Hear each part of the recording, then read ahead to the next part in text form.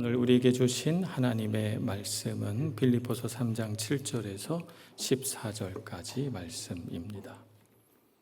빌립보서 3장 7절부터 14절까지 봉독하겠습니다. 그러나 무엇이든지 내게 유익하던 것을 내가 그리스도를 위하여 다 해로 여길 뿐더러 또한 모든 것을 해로 여김은 내 주 그리스도를 아는 지식이 가장 고상하기 때문이라. 내가 그를 위하여 모든 것을 잃어버리고 배설물로 여김은 그리스도를 얻고 그 안에서 발견되려 함이니 내가 가진 의는 율법에서 난 것이 아니요 오직 그리스도를 믿음으로 말미암은 것이니 곧 믿음으로 하나님께로부터 난 의라. 내가 그리스도와 그 부활의 권능과 그 고난의 참여함을 알고자 하여 그의 죽으심을 본받아 어떻게 해서든지 죽은 자 가운데서 부활에 이르려 하노니 내가 이미 얻었다 함도 아니요 온전히 이루었다 함도 아니라 오직 내가 그리스도 예수께 잡힌 바 된 그것을 잡으려고 달려가노라. 형제들아, 나는 아직 내가 잡은 줄로 여기지 아니하고 오직 한 일, 즉 뒤에 있는 것은 잊어버리고 앞에 있는 것을 잡으려고 표대를 향하여 그리스도 예수 안에서 하나님이 위에서 부르신 부름의 상을 위하여 달려가노라. 아멘. 사람은 저마다 가치 있다고 생각하는 것을 얻기 위해 살아갑니다. 살다가 인생의 어느 한 지점에 이르러서 문득 이런 생각을 합니다. 내가 정말 가치 있는 일을 하고 살고 있는 것일까? 이런 생각을 하면서 삶을 돌아볼 때가 있죠. 예수님은 천국은 마치 밭에 감추인 보화와 같다고 했습니다.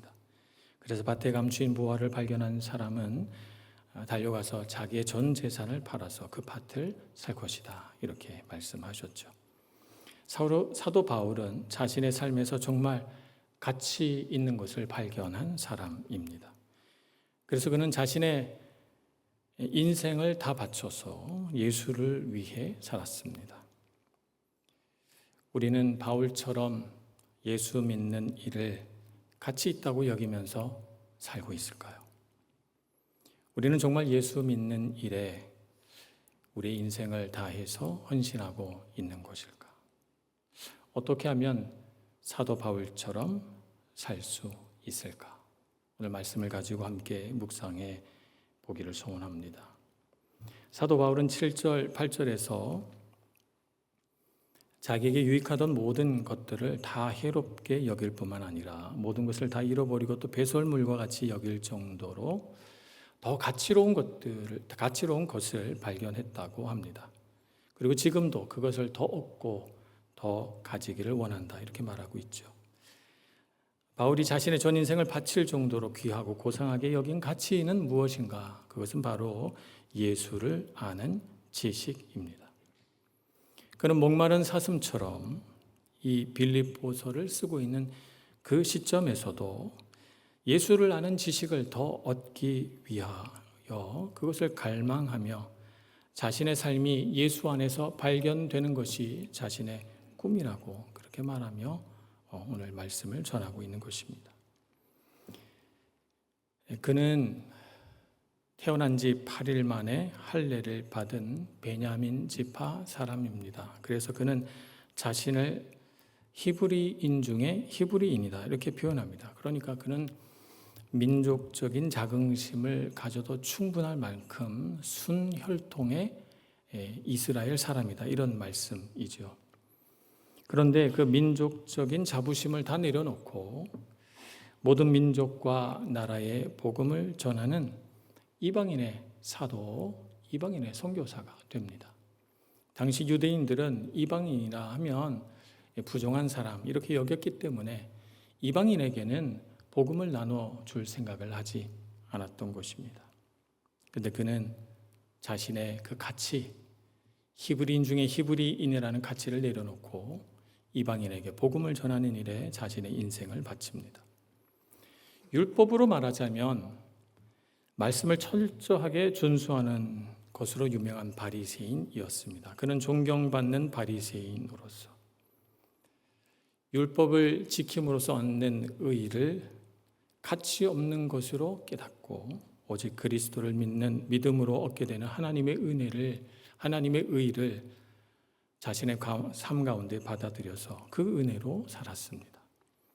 그래서 존경받는 바리새인이라고 하는 것을 가차없이 내던지고 사람들에게 인정받지 못해도 하나님께서 주시는 의, 예수 그리스도를 믿음으로 얻는 그 의롭다 하심을 자랑하고 살아갔죠.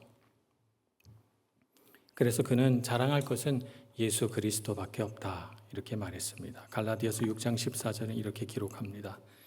그러나 내게는 우리 주 예수 그리스도의 십자가 외에 결코 자랑할 것이 없으니 그리스도로 말미암아 세상이 나를 대하여 십자가에 못 박히고 내가 또한 세상을 대하여 그러하니라. 그래서 세상의 가치는 자신에게 와서 다 십자가에 못 박혀 없는 것처럼 돼버리고 자기 안에 있던 그리스도보다 더 귀하게 여겼던 예전의 그런 가치들도 다 십자가에 못 박고 없는 것으로 여기며 자기에게 있어서 자랑할 것이라고는 오직 예수 그리스도의 십자가 은혜밖에 없다 이렇게 선포하고 있는 것입니다. 그는 당시 그가 속한 세상에서 얼마든지 성공한 인생을 살 수 있는 그런 자원과 자격을 갖추고 있는 사람입니다. 유대인으로서 부유한 상인의 가정에 태어나서 그는 고등교육을 받았고 가말리엘의 문화에서 공부를 해서 바리새인으로 유명한 사람이었으니까 단어가 가끔씩 안 생각날 때가 있어요. 가말리엘 문화에서 그렇게 아주 고등교육을 받은 사람으로서 그는 얼마든지 성공한 인생을 살 수 있었습니다. 그러나 그 성공한 인생, 세상이 말하는 그 성공한 인생을 포기하고 땅끝까지 이르러 내 증인이 되라고 하신 주님의 부르심에 헌신해서 평생을 복음 전도자로 살았던 사람입니다. 우리도 사도 바울과 같은 마음으로 주님을 바라보기를 소원합니다. 우리 삶에서 가장 가치 있는 일이 무엇일까? 내가 공부를 잘한 일일까? 내가 돈을 많이 번 일일까? 사람들 사이에서 인정받고 사랑받는 일일까? 그 모든 것보다 우리에게 정말 가치롭고 소중한 일은 예수 잘 믿는 일이 되기를 소원합니다. 아멘이 너무 약해가지고 다음을 진행하려니까 힘이 쭉 빠지네. 예수 잘 믿는 일이 가장 소중하고 가치로운 일 되기를 소원합니다. 우리는 예수 믿는 일을 정말 가치 있게 여기지만 모든 사람들이 다 바울처럼 전적인 선교사로 부르심을 받지도 않았거니와 또 그렇게 살기도 어렵습니다. 모든 사람들이 다 선교사가 되어버리면 세상의 모든 시스템은 다 멈춰버리지 않겠습니까? 그러니 모든 사람들이 다 선교사가 되는 것은 하나님의 뜻은 아닙니다. 그러면 우리는 어떻게 살아야 할까요? 자신에게 주어진 은사와 재능대로 살면서 우리의 삶 속에서 그리스도를 위해 사는 삶의 가치를 우리는 어떻게 발견할 수 있을까요? 종교개혁 이전 중세시대 때에는 신부나 수녀나 수도승처럼 성직을 맡는 것만이 거룩하고 가치로운 삶이라고 여겼습니다.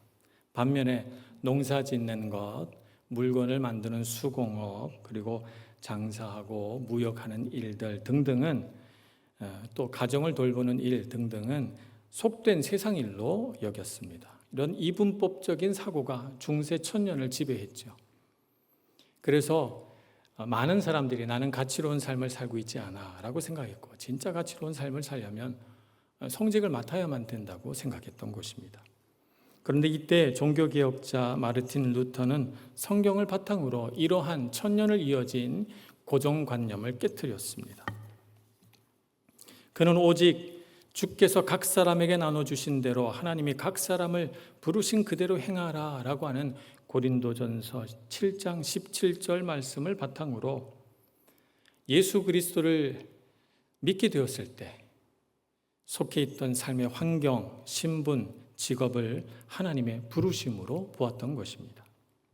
루터는 이 말씀을 바탕으로 소명이라는 단어를, 부르심이라고 하는 단어를 신부나 수녀 같은 성직에만 한정하지 않고 성도가 속해 있는 모든 세상의 직업으로 확장시켰습니다. 그래서 독일어로 부르다라고 하는 말이 루펜인데, 베루프 하면 부르심이거든요. 부르심 받았다라는 뜻인데 베루프가 직업입니다. 오늘날에는 이 단어가 부르심이 아니라 직업이란 단어로 쓰여지고 있습니다.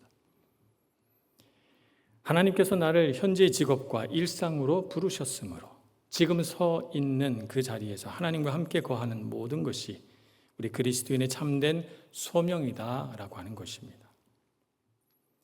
골로새서 3장 23절 24절에서는 이렇게 말씀합니다. 무슨 일을 하든지 마음을 다하여 주께 하듯 하고 사람에게 하듯 하지 말라. 이는 기업의 상을 주께 받을 줄 아나니 너희는 주 그리스도를 섬기느니라. 이렇게 말씀합니다. 이 말씀이 기록된 맥락은 종들이, 당시 노예들이 예수 그리스도를 받아들여 신자가 되었습니다. 그래서 자기 주인이, 좋은 주인도 있겠지만 나쁜 주인도 있을 수 있잖아요. 내가 주인에게 순종하는 것이 맞습니까? 아니면 내가 그리스도를 믿는 믿음의 양심을 가지고 주인에게 때로는 할 말을 해야 되겠습니까? 이런 질문이 교회 안에서 생겼나 봅니다. 그래서 이 말씀을 하신 것이죠. 무슨 일을 하든지 너희 마음을 다하여 주께 하듯 하고 사람에게 하듯 하지 말라 하는 것입니다.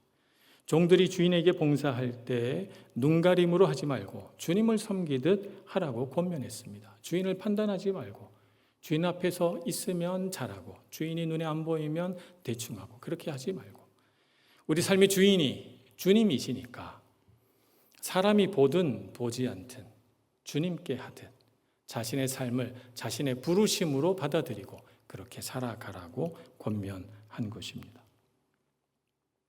세상의 일터가 곧 주님을 섬기는 예배의 자리가 된다는 것을 오늘 우리에게 보여주는 말씀입니다. 그리스도인이 세상에서 행하는 노동, 세상에서 흘리는 땀은 단순히 그가 섬기는 상사나 그가 마주대야 하는 고객을 위한 것이 아닙니다. 우리가 이 땅에서 땀을 흘리고 수고하고 노력하고 돈을 버는 모든 일은 바로 그리스도를 섬기는 일이라는 것입니다. 구두 수손공에게 있어서 주님께 영광을 돌리는 예배의 자리는 튼튼하고 아름다운 신발을 만드는 공방이 될 것이고 농부가 부지런히 곡식을 가꾸고 수확하는 것 자체가 하나님께 드리는 삶의 예배이자 그리스도를 위한 섬김이다라고 하는 것입니다. 그러므로 우리의 선교지는 멀리 있지 않습니다. 우리가 멀리 가서 선교하는 것만이 선교는 아닌 것입니다. 우리가 복음을 품고 그리스도를 전할 우리의 선교지는 바로 우리의 일상인 것이죠. 나에게 주신 재능과 은사를 따라 나에게 주어진 삶의 형편과 직업을 따라 주님께서 부르신 거룩한 뜻을 이루어 나가는 것이 바로 우리가 해야 할 일인 것입니다. 오늘날 그리스도인들 중에는 어떤 사람들은 부르심에 대한 확신을 갖지 못한 채 자신의 삶이 이분법적으로 구분되어 있습니다. 자기에 속한 세상의 삶, 그리고 교회와 사는 거룩한 삶, 이렇게 구분되어 있는 사람도 있고 어떤 사람은 자신을 부르셨다는 사실조차 인식하지 못한 채 살아가고 어떤 사람은 자신의 부르심이 있는데 그 부르심을 따라가지 못해서 그래서 죄책감을 안고 살아가는 분들도 계십니다. 우리는 어떻게 살아야 할까요? 내가 발을 디디고 내가 서 있는 지금 현재 내가 속한 곳이 내가 일하고 땀 흘리는 곳이 바로 우리의 선교지인 줄 믿고 나의 부르심의 장소인 줄 믿고 그 자리에서 하나님의 영광을 구하며 살아가는 우리가 되기를 소원합니다. 우리는 우리의 일상으로 부르심을 받았습니다. 일상의 삶에서 나에게 주어진 부르심이 얼마나 귀하고 복된 일인가 하는 것을 기억하며 내 일상에서 그리스도를 높이며 살아가기를 소원합니다. 내게 주어진 삶의 자리에서 어떻게 하면 주님께서 높임을 받으실까? 나에게 맡겨진 일들 속에서 나는 어떻게 하면 사람을 보지 않고 그리스도 예수를 바라보며 살 수 있을까? 그것이 바로 우리의 날마다의 고민이 되어야 할 것이고 그 고민 속에서 더 거룩한 그리스도인으로 한 걸음씩 나아갈 수 있는 우리가 되기를 간절히 소원합니다. 이렇게 삶 속에서 믿음의 가치를 붙들고 산다는 것은 무엇을 의미하는 것인지 조금 더 깊이 생각해 보고자 합니다. 우리 일상이 우리의 선교지라고 했습니다. 그러면 우리 일상 속에서 우리가 어떻게 사는 것이 합당한가? 사도 바울은 이어진 말씀 속에서 그것을 그리스도 안에서 자기 자신을 발견하는 일이라고 표현했습니다. 자기 자신과 세상과 사람들 앞에서 내 삶이 어디에 뿌리 박혀 있는지를 보여주고, 그리고 내 삶의 방향이 어디로 향하고 있는지를 드러내는 일이 바로 그리스도 안에서 발견되는 일인 것입니다. 그리스도 안에서 발견된 사람이라고 하는 이 말씀은 우리가 도대체 어떻게 산다는 것을 의미하는 것입니까? 10절에 보면 내가 그리스도와 그 부활의 권능과 그 고난에 참여함을 알고자 하여 그의 죽으심을 본받아라고 하고 있습니다. 이 말씀에 따르면 그리스도 안에 발견된다는 것은 그리스도의 고난에 참여하고 부활의 능력으로 살아가는 것을 의미한다 할 것입니다.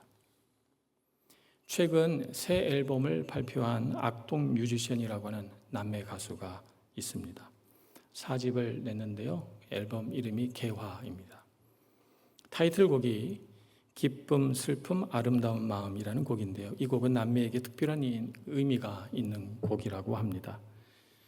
우울증에 빠져 있는 동생 수연 씨를 위로하고자 오빠인 찬혁 씨가 직접 작사하고 작곡한 곡이기 때문입니다. 가사는 이렇습니다.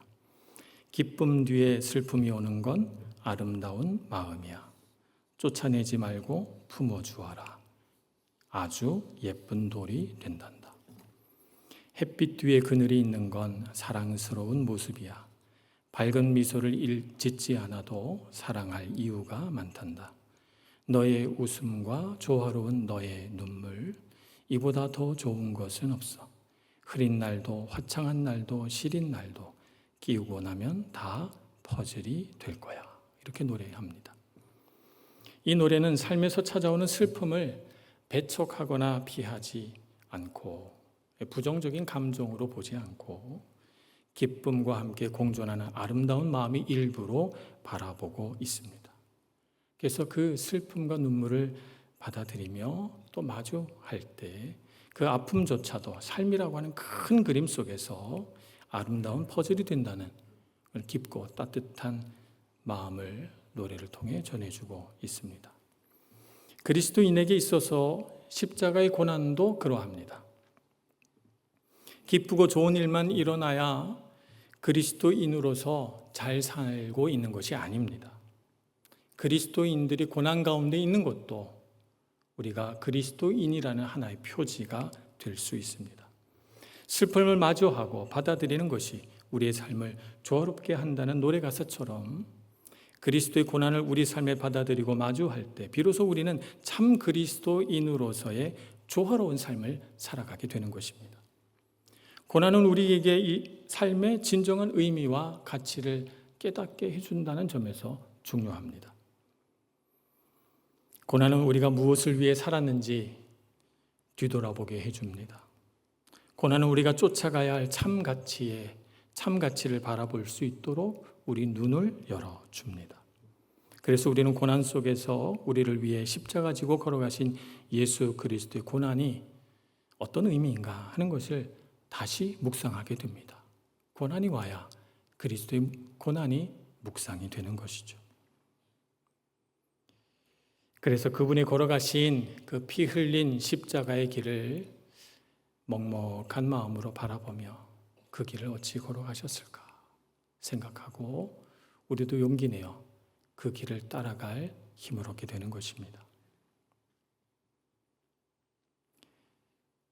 눈물 속에서 우리를 넘어지게 했던 과거의 모든 아픔과 슬픔을 그리스도의 보혈로 씻어내기를 소망합니다. 예수께서 걸어가신 십자가의 길에 나도 고난 중에 한 발을 내딛고 있다는 사실에 감격하며 그 고난을 기쁨으로 받아들일 수 있기를 소원합니다. 우리는 그리스도 안에 생명과 능력이 있음을 믿습니다.